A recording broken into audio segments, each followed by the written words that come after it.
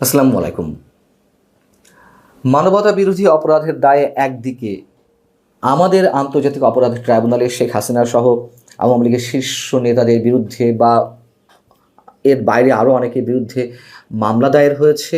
অনেকগুলোর মামলার কোনোটি কার্যক্রম এরই মধ্যে শুরু হয়েছে। বিপরীতে মানবতা বিরোধী অপরাধের দায়ে ডক্টর ইউনূস সরকারের বিরুদ্ধে আন্তর্জাতিক অপরাধ আদালত, আমাদের আন্তর্জাতিক অপরাধ ট্রাইব্যুনাল নয়, আইসিসি ইন্টারন্যাশনাল ক্রিমিনাল কোর্টে মামলার জন্য অভিযোগ দায়েরের প্রস্তুতি নিচ্ছে আন্তর্জাতিক আইন সংস্থা ডাউটি স্ট্রিট চেম্বার।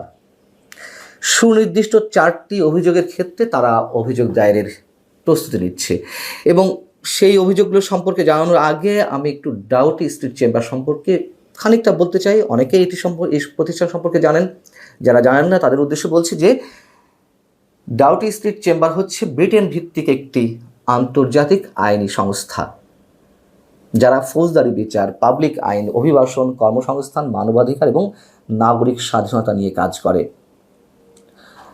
এবং এটিও উল্লেখ করতে হবে যে শুধুমাত্র মোটা অঙ্কের কোনো টাকা পেলেই বা অর্থ পেলেই তারা যেন নিশ্চয়ই কোনো মামলা নিয়ে কাজ করে না। অর্থের চেয়ে তাদের কাছে সবচেয়ে মুখ্য বিষয় হচ্ছে তাদের রেপুটেশন। এবং এটিও ধরে নেওয়ার যথেষ্ট যৌক্তিকতা রয়েছে তারা যে ডক্টর ইউনূস সরকারের বিরুদ্ধে মানবতা বিরোধী অপরাধের দায়ে অভিযোগ দায়েরের প্রস্তুতি নিচ্ছে, সেই অভিযোগের ক্ষেত্রে যথেষ্ট পরিমাণ এভিডেন্স তাদের হাতে রয়েছে বিধায় তারা এই উদ্যোগ নিয়েছে এবং এই বিষয়টি তারা তাদের ওয়েবসাইটেও তুলে ধরেছে। ডাউটি স্ট্রিট চেম্বারের সম্পর্কে বলতে গেলে আরও একটু বলতে হয়, একটু কম্পারিজন জায়গা থেকে বলতে হয় যে আরও যে 2-3টি আন্তর্জাতিক আইনি সংস্থা রয়েছে তার একটি হচ্ছে অ্যালেন অ্যান্ড ওভারি, আর একটি হচ্ছে ক্লিফোর্ড চান্স, সবই ব্রিটেন ভিত্তিক। এদের সাথে কম্পেয়ার করতে হবে ডাউটি স্ট্রিট চেম্বারকে। এবং আরও একটু স্পষ্ট করা যাবে যে এর মেম্বার কারা। ডাউটি স্ট্রিট চেম্বারের মেম্বার হিসেবে যাদের নাম রয়েছে আপনারা যে কেউ ওয়েবসাইটে গিয়ে দেখতে পারেন। সর্বশেষ তথ্য অনুযায়ী ব্রিটেনের প্রধানমন্ত্রী কিয়ার স্টারমার, আমরা জানি তিনি নিজেও একজন ব্যারিস্টার, খুব নামকরা ব্যারিস্টার। তিনি ডাউটি স্ট্রিট চেম্বারের অন্যতম সদস্য হিসেবে রয়েছেন আমাল কুলুনি। আমাল কুলুনি হচ্ছেন আন্তর্জাতিক মানবাধিকার বিষয়ক আইনজীবী। হেলেনা কেনেডি হাউস অব লর্ডসের সদস্য, তিনিও এটির মেম্বার।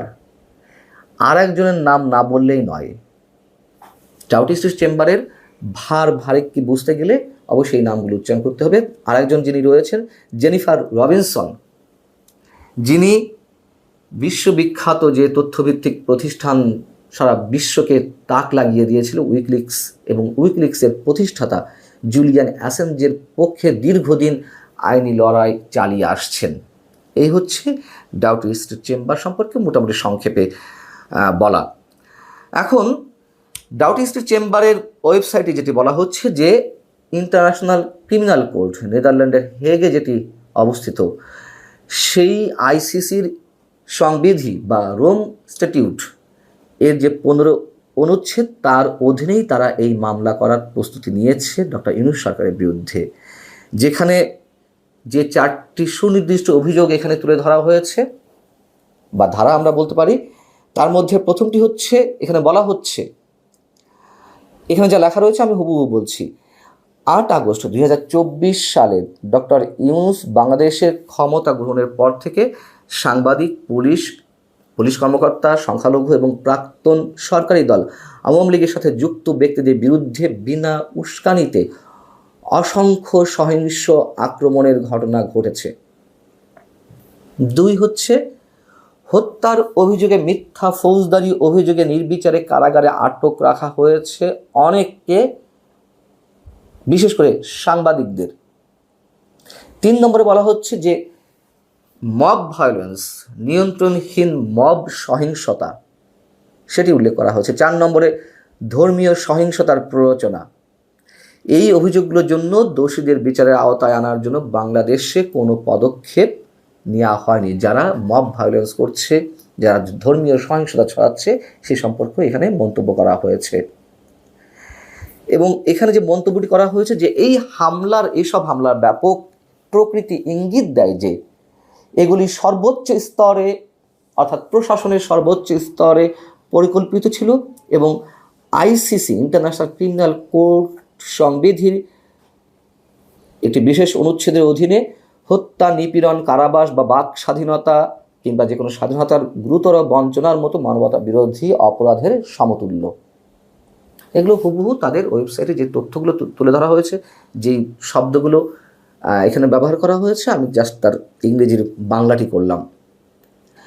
আমাদের একটু মনে রাখা দরকার যে 2024 নভেম্বরে ইন্টারন্যাশনাল ক্রিমিনাল কোর্ট আইসিসিতে ডক্টর ইউনূস সরকারের বিরুদ্ধে মানবতা বিরোধী অপরাধের দায়ে আরও একটি অভিযোগ দায়ের করা হয়েছে, কিন্তু সেটির তুলনায় ডাউটি স্ট্রিট চেম্বারের যে উদ্যোগ সেটি নিঃসন্দেহে অনেক গুরুত্ব বহন করে।